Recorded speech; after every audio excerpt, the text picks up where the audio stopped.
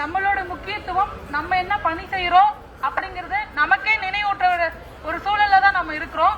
அந்த மாதிரி ஒரு 4 லைன் மட்டும் நம்மளோட பணியை பத்தியும் நம்மளுடைய டெடிகேஷனை பத்தியும் ஒரு 4 லைன் மட்டும் சொல்லலான்னு இருக்கேன் சார்.